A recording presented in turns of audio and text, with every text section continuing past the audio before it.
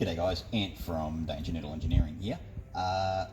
We're here over the Christmas break and we're going to do a very quick video on the Marlin modification required to use the Danger Noodle Speed Loaders with your Marlin 1894. It's going to be a very quick video. We're not going to do disassembly and reassembly. That's covered on many videos on YouTube. So just a quick disclaimer.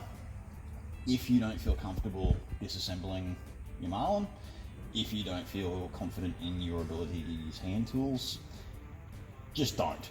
Take it to a gunsmith. The work should take less than an hour and shouldn't be that expensive.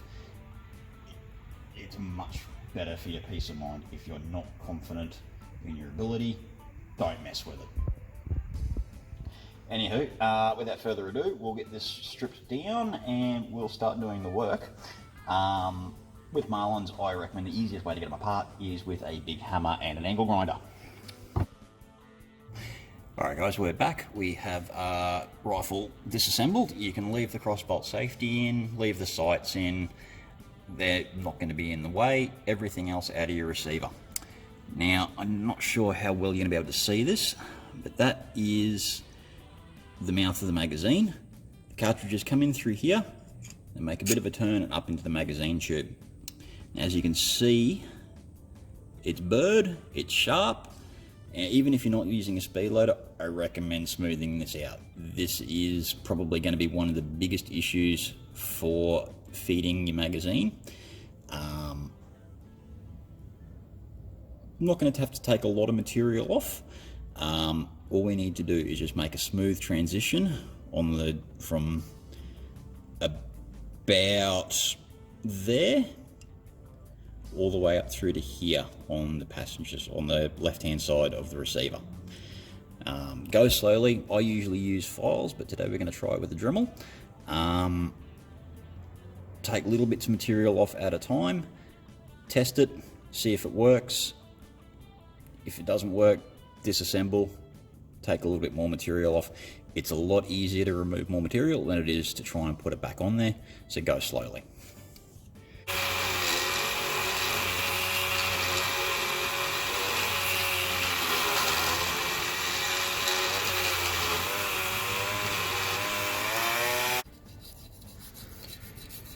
Alright, so we're pretty much down to where we need to be. You've got a fairly large chamfer on the passenger side and tapering down towards the bottom of the receiver, and we went a little bit higher, probably to about 12 o'clock on the top there.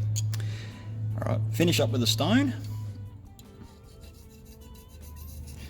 So you smooth that passage as much as you can.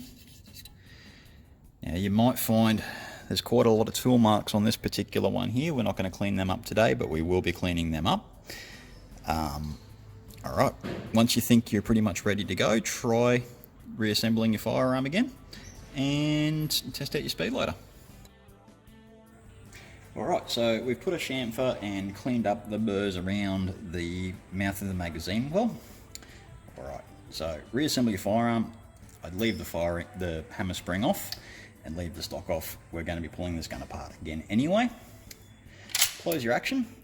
Take your speed loader, load it up with 6 dummy cartridges. I recommend using the same cartridges as what you're planning on using in the gun. Load your speed loader, place it against the feeding gate, and with a short, sharp push, we're good to go. Now, unload those dummy cartridges.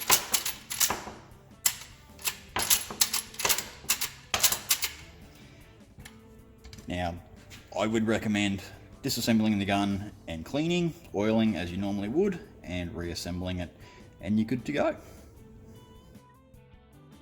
Right, with your firearm fully reassembled, hammer spring back in and your rear stock back on, take your speed loader with your dummy cartridges. We're just going to do one more test to make sure everything's working. So, with your speed loader held like that, yep, good to go. Thanks for watching.